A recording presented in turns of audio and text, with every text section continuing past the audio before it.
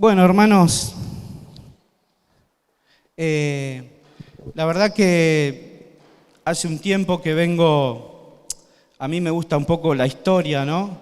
Entonces, y de la historia me gusta leer acerca de las vivencias que tuvieron aquellos hombres de Dios que han estado consagrados a Dios de alguna manera o han tenido un encuentro con el Señor y a partir de ahí le dieron su vida.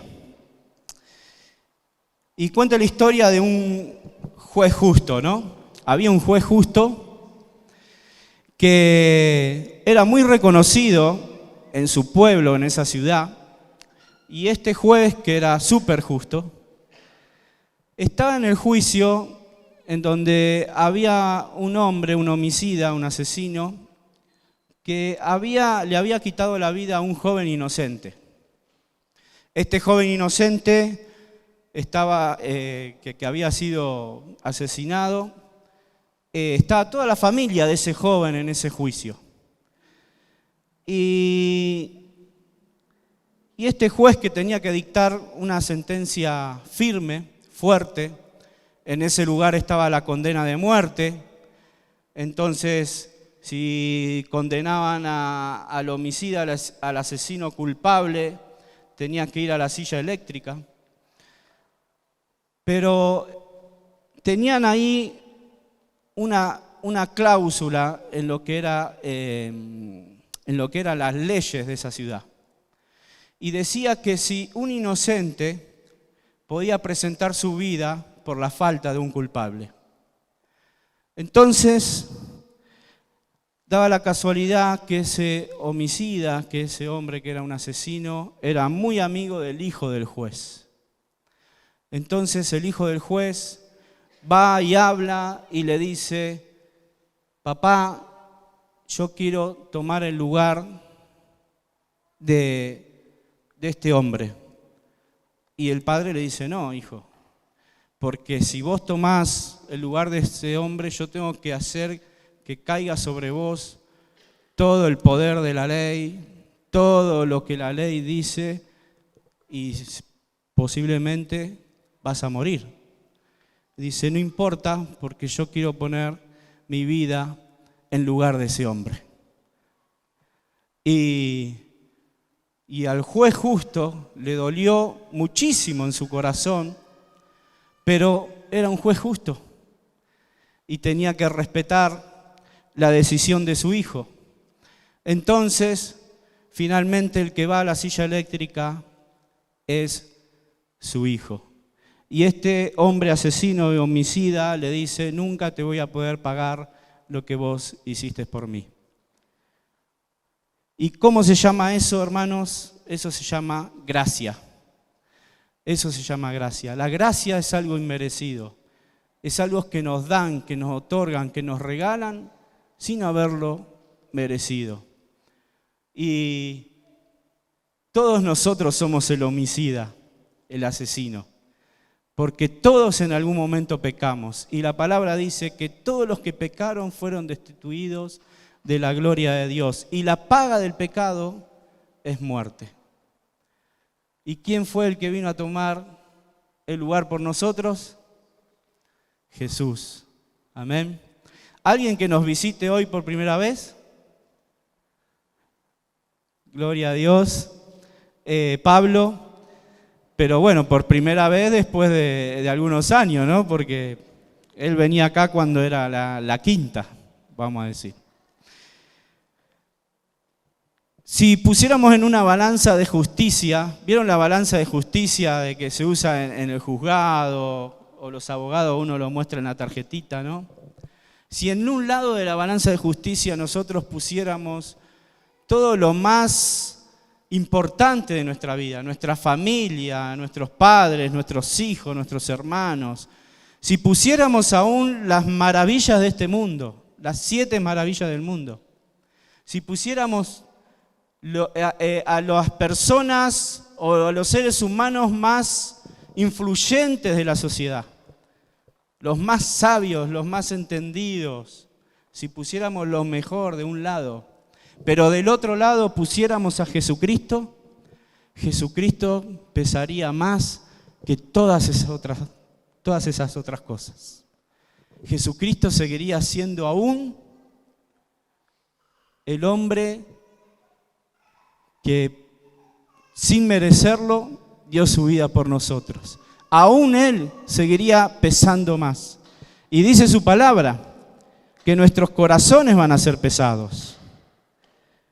Así que esto como introducción, ¿no? Como para entrar un poquito en la palabra, en Juan capítulo 3, dice, había un hombre de los fariseos que se llamaba Nicodemo, un principal entre los judíos.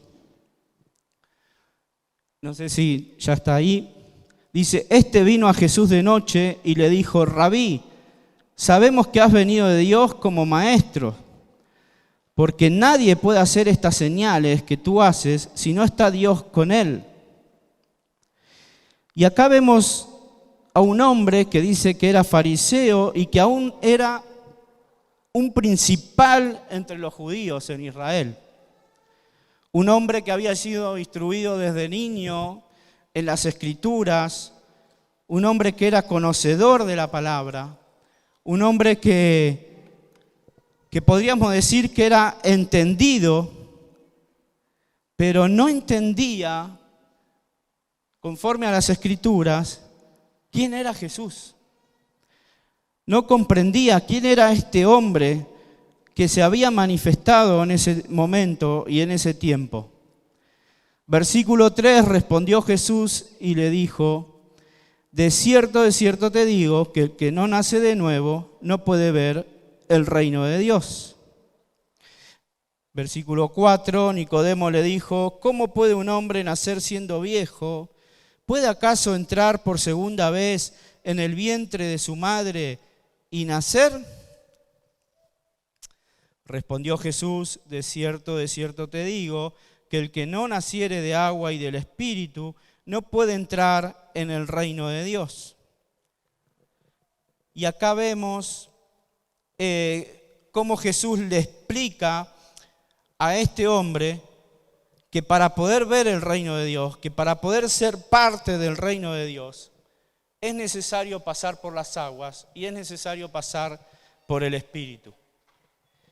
Es necesario tener una experiencia con el Espíritu Santo y es necesario pasar por el arrepentimiento para poder ser bautizado en agua. Juan el Bautista, que era el que decía, arrepiéntanse porque el reino de los cielos se ha acercado a ustedes, él saca de las sinagogas, de adentro de las sinagogas, había un ritual judío en donde 7 veces se purificaban en esas aguas. El padre de Juan el Bautista era Zacarías, lo cual era un sacerdote, y él entendía muy bien y conocía muy bien lo que eran los oficios y lo que era se podría decir la liturgia, las costumbres o las cosas que se hacían dentro de las sinagogas y dentro del templo, porque su padre era un sacerdote. ¿Y qué es lo que hace Juan el Bautista? Saca esa purificación que hacían los sacerdotes y los judíos dentro de las sinagogas y la saca a todo el mundo. Y dice la palabra, voz del que clama en el desierto. Y la gente iba y investigando un poco de esto, la gente caminaba 4 horas, multitudes iban para escuchar la voz de Juan el Bautista. Y caminaban 4 horas por el desierto de ida y 4 horas a la vuelta. O sea que 8 horas se tomaban para ir y escuchar a la voz de que clamaba en el desierto, que encima le decía, arrepiéntanse. ¿No?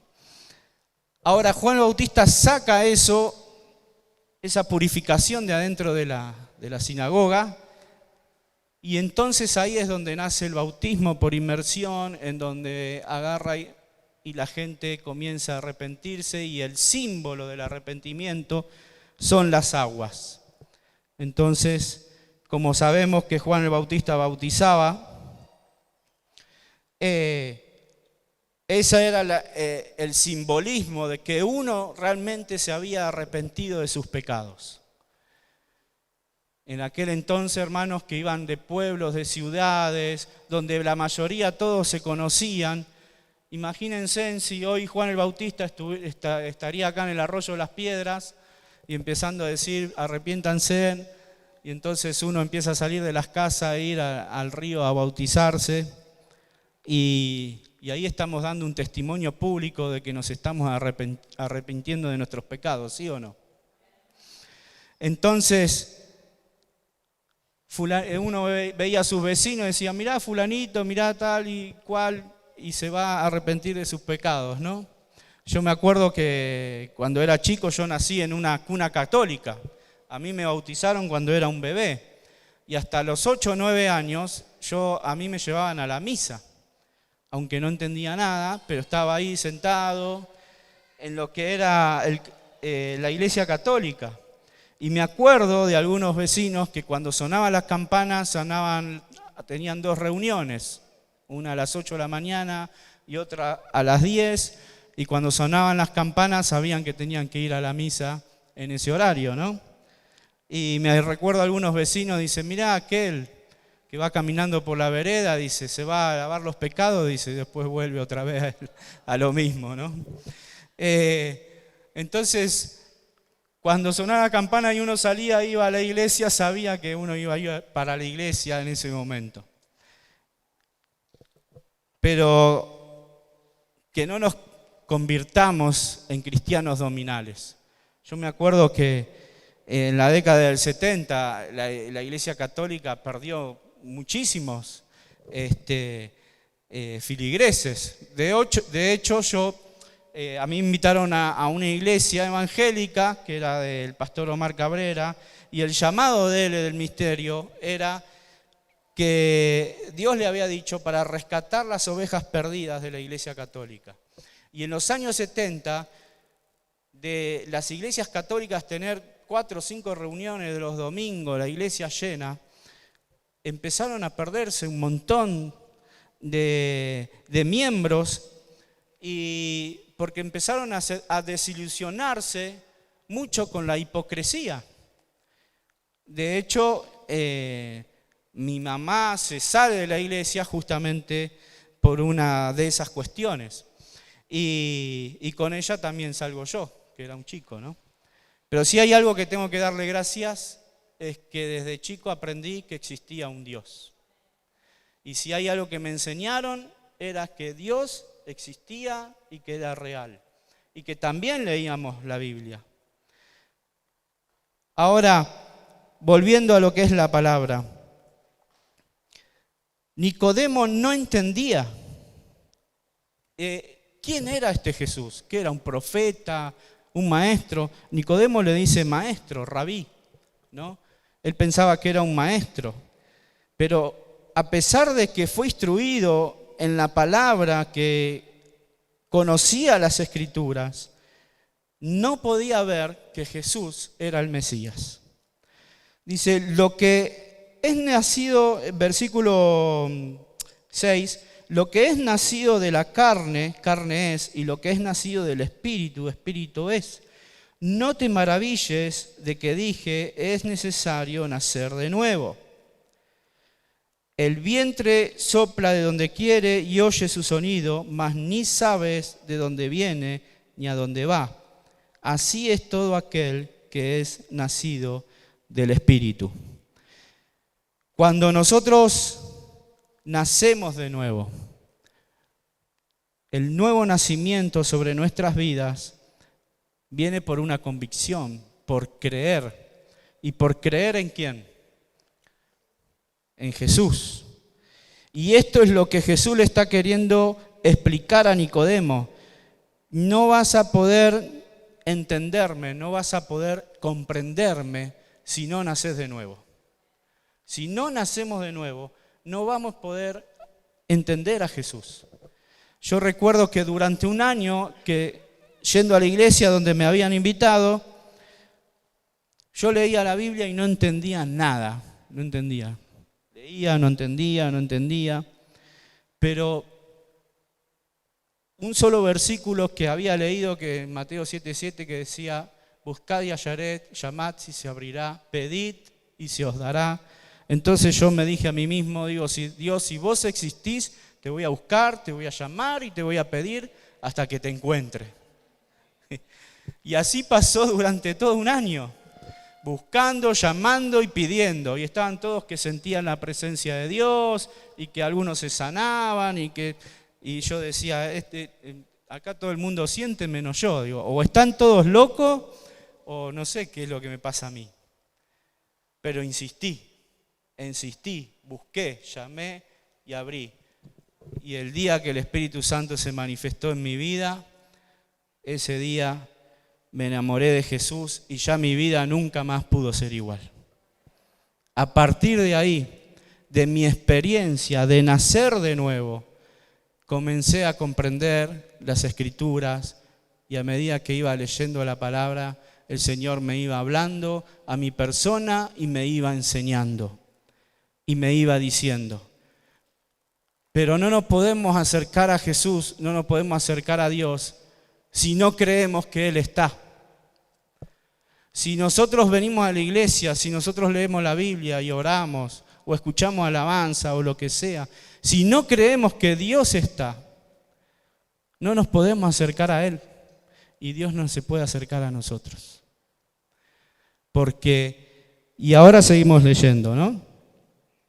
Y lo vamos a ver. Respondió Nicodemo y le dijo, ¿cómo puede hacerse esto? Respondió Jesús y le dijo, ¿eres tú maestro de Israel y no sabes esto? O sea, sos un entendido, conocés las Escrituras y no sabes esto. De cierto te digo, que lo que sabemos hablamos y lo que hemos visto testificamos y no recibís nuestro testimonio. Si os he dicho cosas terrenales y no creen, ¿cómo creeréis si les dijere las celestiales? Nadie subió al cielo sino el que descendió del cielo, el Hijo del Hombre. Y ahí Jesús se le revela como el Mesías. El Hijo del Hombre, Daniel 7.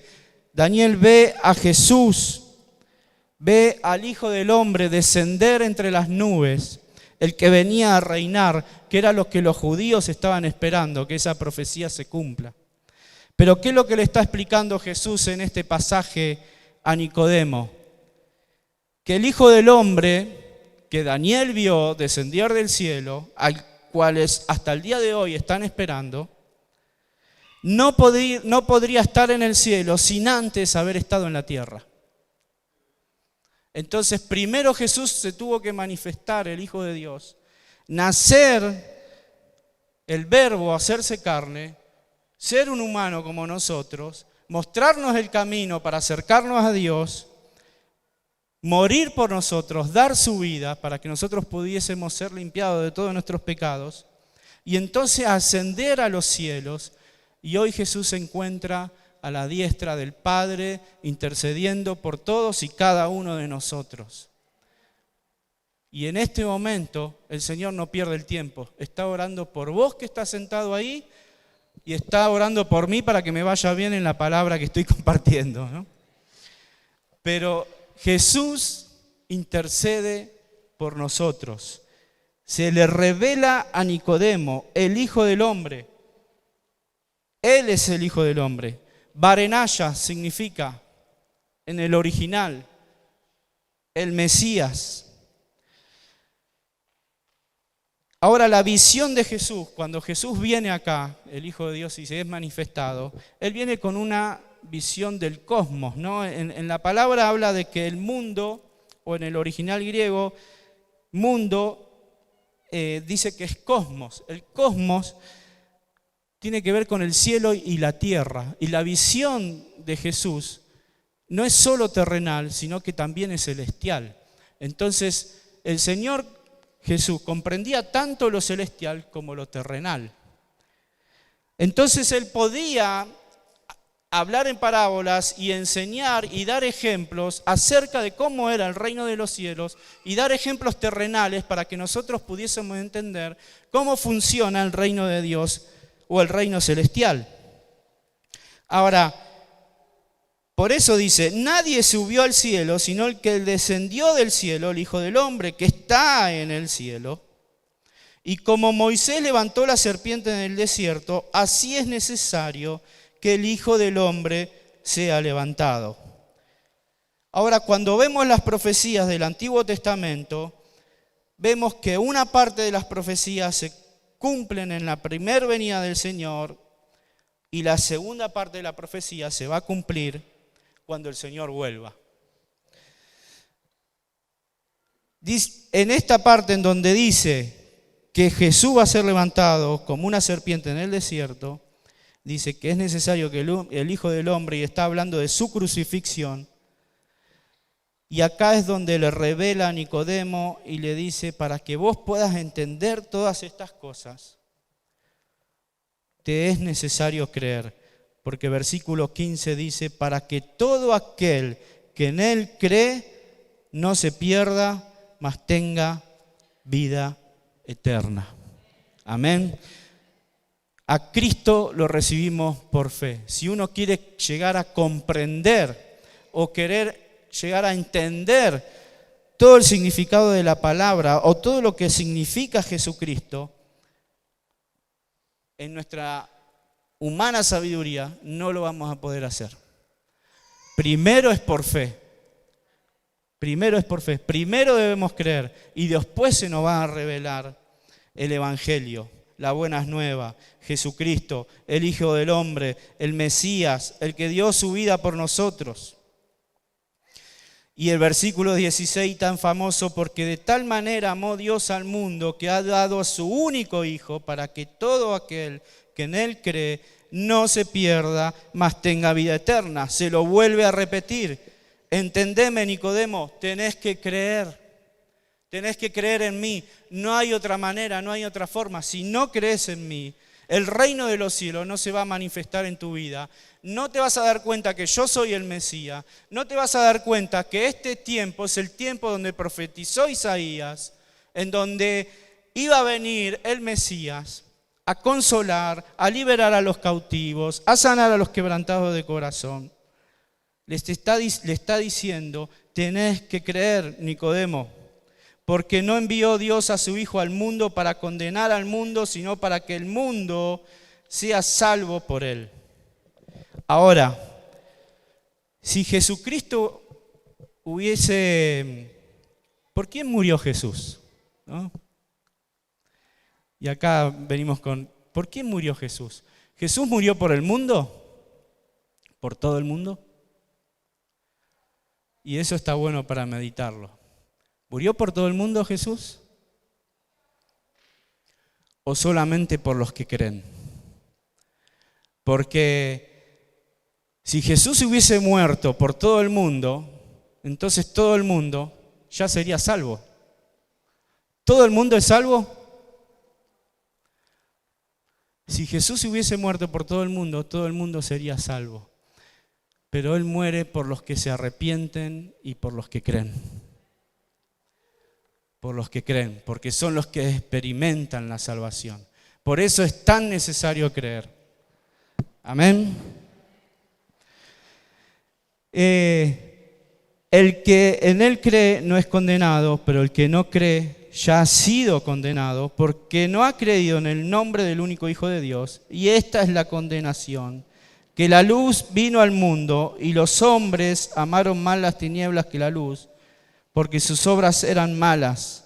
Porque todo aquel que hace lo malo aborrece la luz y no viene a la luz, para que sus obras no sean reprendidas. Mas el que practica la verdad viene a la luz para que sea manifiesto que sus obras son hechas en Dios. Amén. A veces uno no quiere acercarse demasiado a Dios o acercarse demasiado a Jesús, porque hay ciertos pecaditos que uno los tiene agarrado y que sabe que si se acerca a Jesús, esos pecaditos van a ser descubiertos, ¿sí o no? Entonces a veces uno no quiere acercarse a la luz para no ser descubierto en las tinieblas que hay en el corazón, lamentablemente. Pero cuando nosotros nos acercamos a la luz, el Señor nos libera de esas cosas. Y no debemos tener temor, no debemos tener miedo, porque Dios tiene el poder para romper toda maldición de nuestra vida y liberarnos de esas cosas que muchas veces nos tienen atados y nos tienen ligados a ciertas cosas en las que no podemos andar en libertad. Muchos creen que hacer lo que se me da la gana o lo que quiera, eso es ser libre. Pero ser obediente a Dios es como estar preso. Algunos creen eso, pero cuando empezamos a ser obedientes a Dios nos damos cuenta que en realidad el Señor nos hace libre y nos hace hijos, porque dice, mas a todos los que creyeron les dio la potestad de ser hechos hijos de Dios. Entonces la palabra obliga a nosotros los creyentes, los que hemos creído, de que somos hijos de Dios. De que Dios nos adoptó y nos tomó como sus hijos y como hijos coherederos del Señor en la gracia y en todo lo que Dios le dio a su Hijo Jesús, también nos hace partícipe a nosotros de toda esa herencia que Jesucristo tiene. Y Jesús tiene autoridad en el cielo, en la tierra y debajo de la tierra. Y no hay nada ni nadie que pueda ir en contra del señorío de Cristo, porque Él tiene todo poder. Todo se tiene que someter a su señorío y todo se tiene que someter debajo de la planta de sus pies. Y dice que esa autoridad, les dijo a su discípulo en un momento, toda autoridad me es dada y así como yo recibí la autoridad, yo ahora se las doy a ustedes, vayan y hagan discípulos. Y la autoridad que Cristo tiene nos las delegó a nosotros para que nosotros podamos operar en la autoridad de Jesucristo acá en la tierra, porque Él es el que tiene la autoridad y el que nos la dio a nosotros. Y si utilizamos esa autoridad y creemos en Jesucristo, tenemos que empezar a ver la manifestación del poder de Dios en nuestras vidas, en nuestros hogares. Cuando oramos, los demonios se tienen que sujetar. Cuando oramos, cuando creemos realmente en Jesucristo, las circunstancias a nuestro alrededor se tienen que someter al señorío de Jesucristo. Pero muchas veces no sucede esas cosas porque en realidad no estamos creyendo lo que tenemos que creer. El nivel de fe que tenemos que tener. Jesús reprendió muchas veces a sus discípulos y les dijo, hombre de poca fe.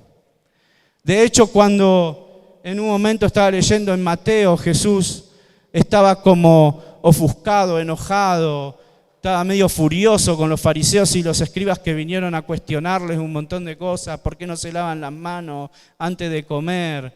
Y Jesús le dice, lo que contamina al hombre no es lo que sale, sino lo que entra.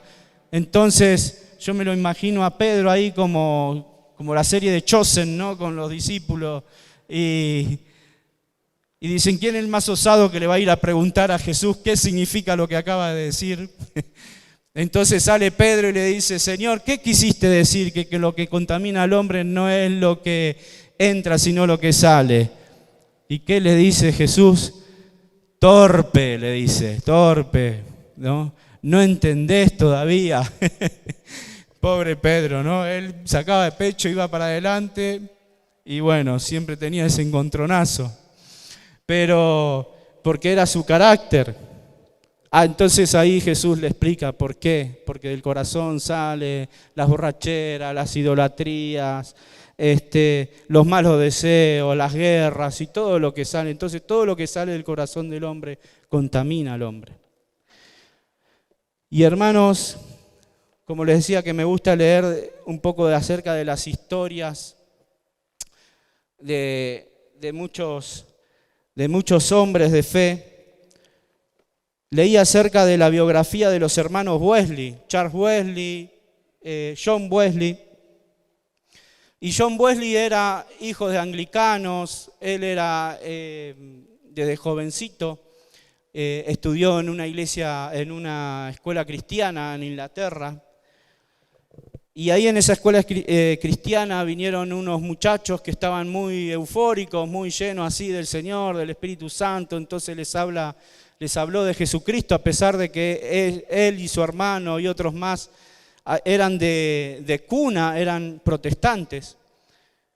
Entonces hicieron como una célula cuando terminaban de estudiar ahí en la universidad, hicieron como una célula y estudiaban la palabra, dicen metódicamente, leían la palabra metódicamente todos los días. Y en un momento John Wesley, ¿no? Se lo hago muy resumido, tenía una prometida que se va a Estados Unidos, entonces él siente de hacer un viaje a Estados Unidos. Ese sentimiento seguramente sería porque su prometida se fue a Estados Unidos, a Georgia, y se va en un barco, en un viaje misionero. La cuestión que en la navegación ese barco estaba a punto de hundirse, y bueno, en esa época los encerraban a todos en sus camarotes cuando pasaban ese tipo de tormentas que posiblemente iban a naufragar. Y este muchacho, que era un joven, Wesley, estaba aterrado, tenía un miedo, tenía pánico en ese lugar. Pero en medio de esa tormenta, en medio de esa situación que parecía que el barco se iba a hundir y se iba a naufragar, por lo que escribe él y por lo que cuentan, dice que empieza a escuchar como unos cánticos y unos himnos, y empieza a escuchar como que había personas que estaban adorando a Dios y estaban cantándole al Señor, con cánticos y con himnos. Y dice que cuando empezó a prestar atención a la letra de esos cantos y esos himnos, dice que eso trajo paz en ese momento a su corazón. Y que nunca pudo olvidarse de la paz que él sintió en ese momento. Después, cuando pasó la tormenta, donde finalmente llegan a puerto y demás, entonces se acerca a estos que parecía que cuanto más fuerte era la tormenta, más fuerte ellos cantaban. Y resulta que eran unos jóvenes misioneros que iban con un pastor joven también y que eran de la comunidad de los moravos. La comunidad de los moravos, hermanos, de hecho Marcos Brunet se inspiró en una adoración acerca de estos jóvenes misioneros moravos, que en realidad era toda una comunidad que había sido perseguida en el año 1400, porque antes de Lutero, Juan Hus, que también era rector de una universidad católica, de alguna manera él dijo, tenemos que volver a los principios de la iglesia primitiva, a los principios de la iglesia cristiana.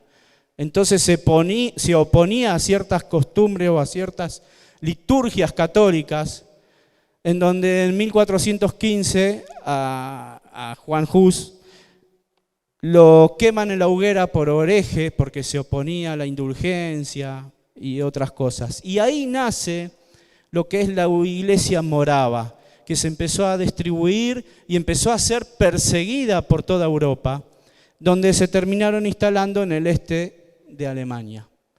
La cuestión que estos moravos, Wesley se hace amigo de este pastor moravo, en ese viaje misionero, las iglesias no lo dejaban predicar a Wesley. Wesley era que a él había aprendido y él quería enseñar un poco lo que era la liturgia dentro de las iglesias, pero las iglesias le habían cerrado todas las puertas.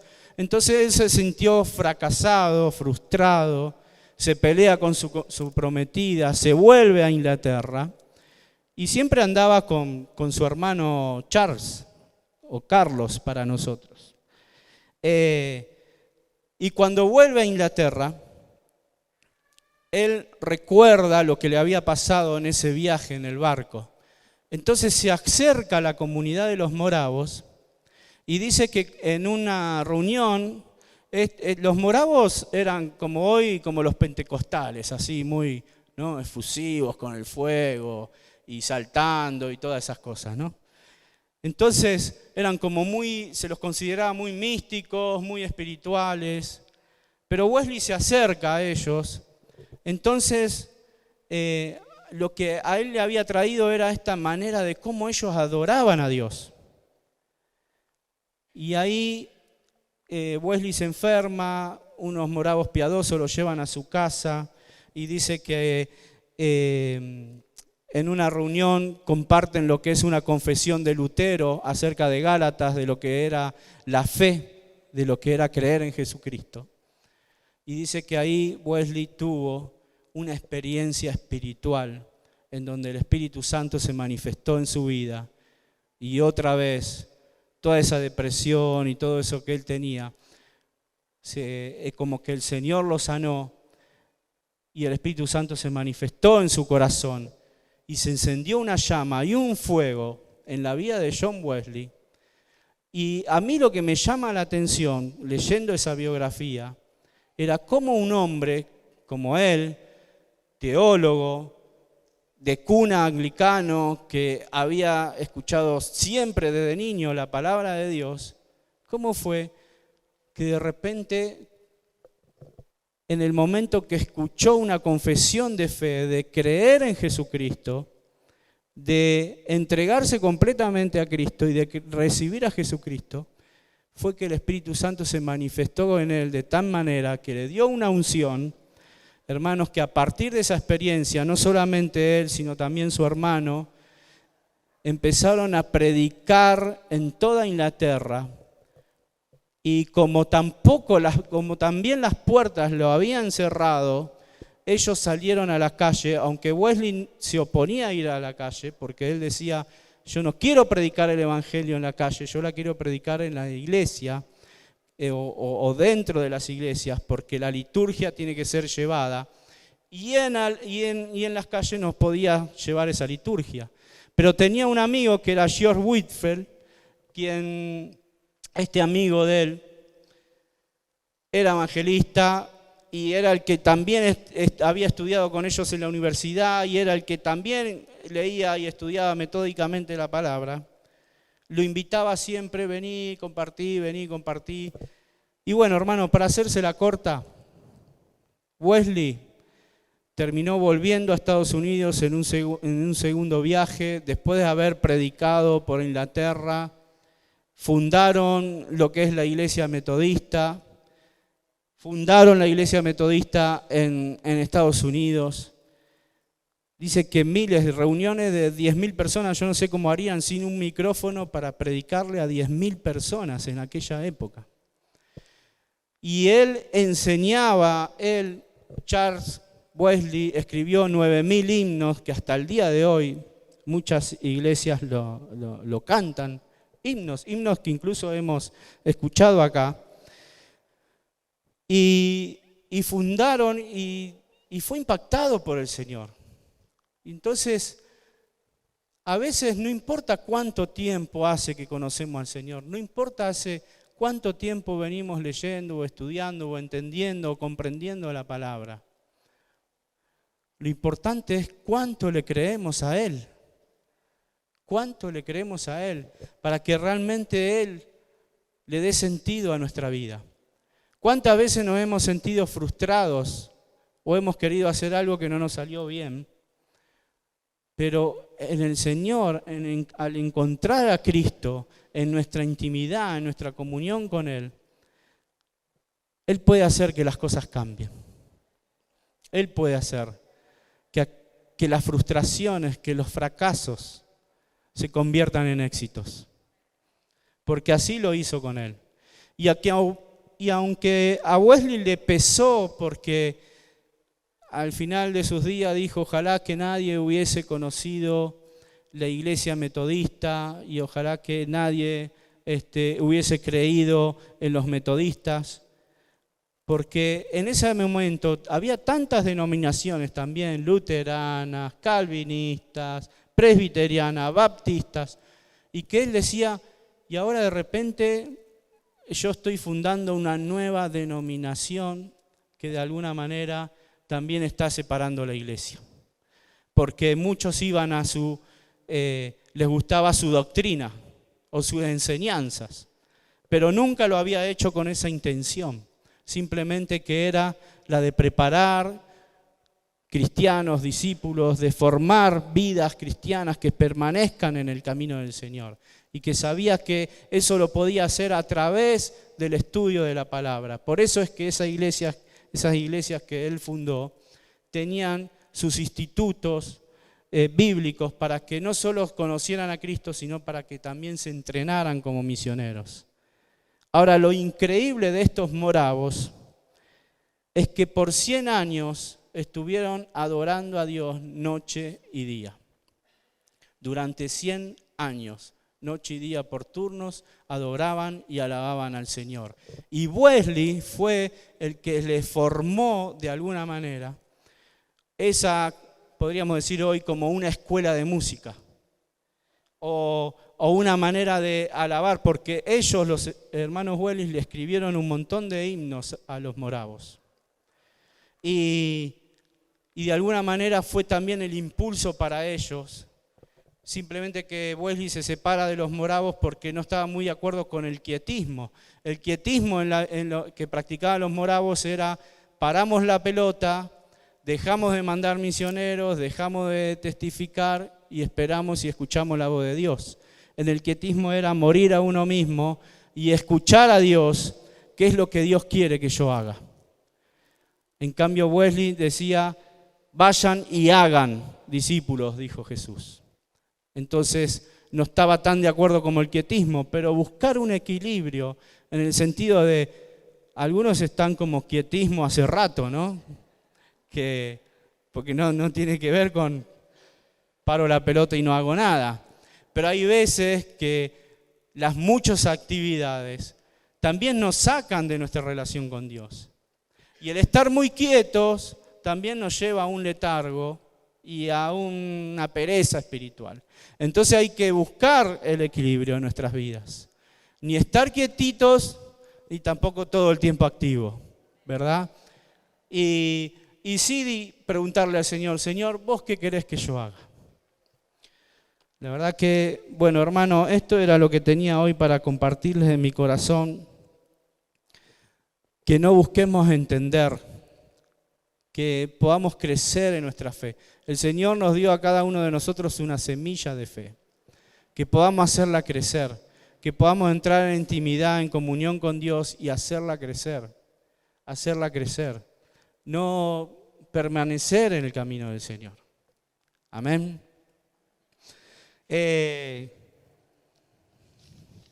No sé si los chicos las chicas y los chicos de la alabanza quieren subir.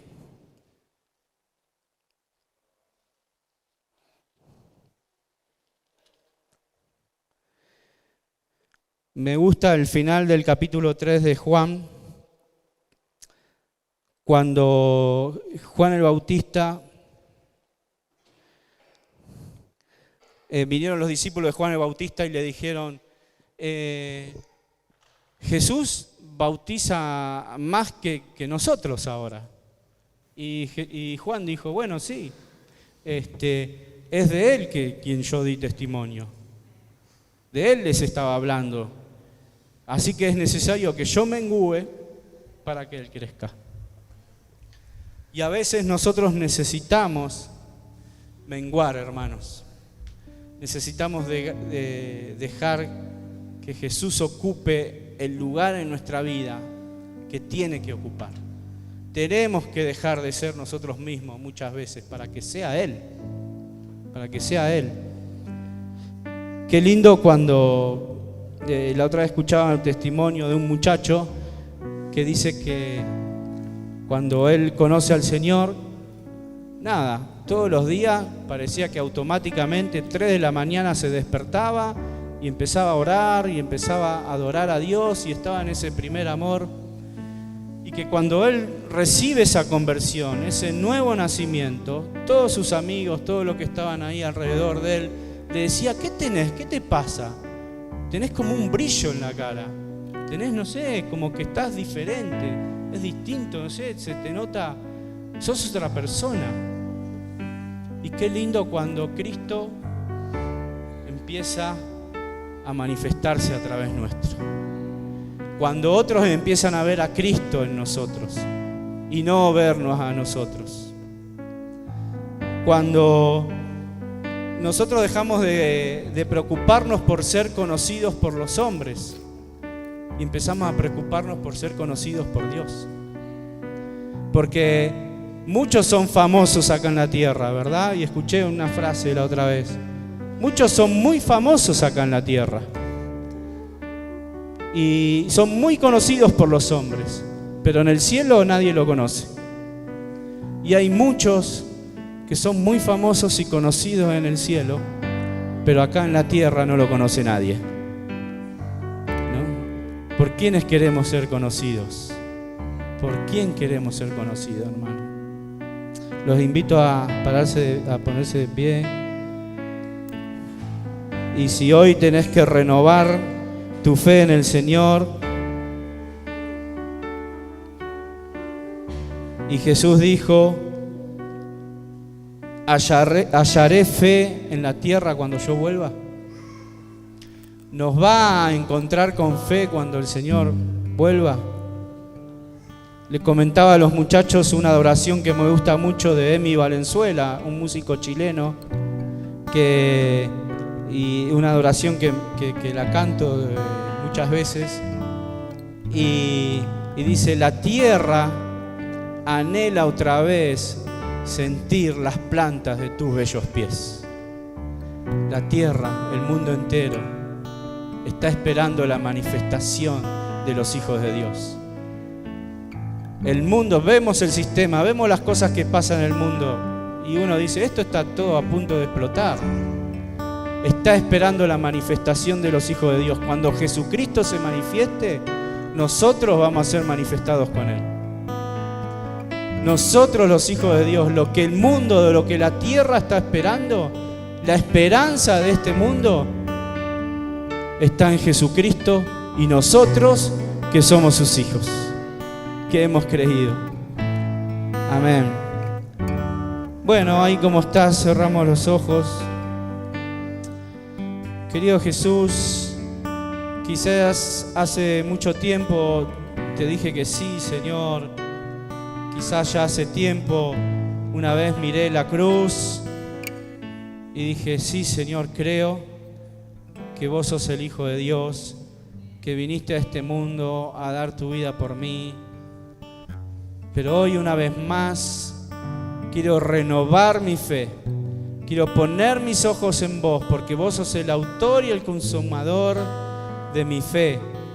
Y sos el único digno de la gloria y de la honra. Y te digo otra vez: sí, Señor.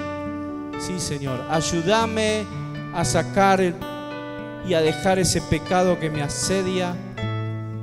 Y que una vez más, Señor, tu gloria se manifieste dentro de mí y de mi corazón. Querido Jesús, haz tu obra en mi vida. Que pueda manifestar tu reino, Señor, acá en la tierra. Señor, que pueda pasar más tiempo contigo que con los problemas. Señor, una vez más, Señor, una oportunidad más. Otra vez, Señor, tú has visto mis fracasos, mis frustraciones, mis desilusiones. Pero una vez más te digo: sí, Señor, creo. Renueva mi fuerza, Señor. Renueva mi alma, mi mente, mi cuerpo, mi espíritu. Renuévame, Señor. Y hazme levantar alas como las águilas, Señor, para estar sobre toda situación, sobre todo aquello que no pertenece a tu reino, Señor. Oh, recibo tu autoridad, Jesús. La recibo, Señor, para la gloria de tu nombre. Y ora conmigo: Señor Jesús, yo hoy considero que una vez más voy a ser fortalecido, voy a ser fortalecida para estar en tu camino, para perseverar, para poder dejar a un lado todo lo que me hace mal. Recibo tu amonestación, Señor, recibo tu disciplina. para empezar a formarme como un verdadero hijo y como una verdadera hija. Señor, transforma mi vida, cambia mi corazón.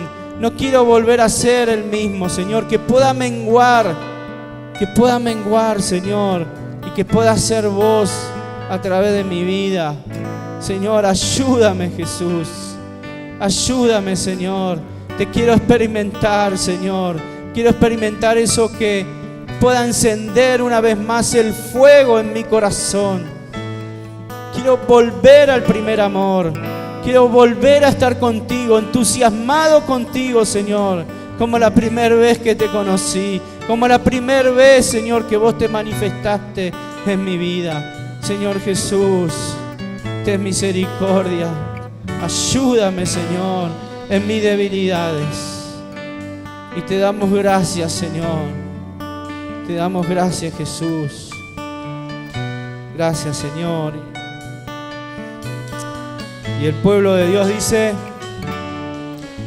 amén.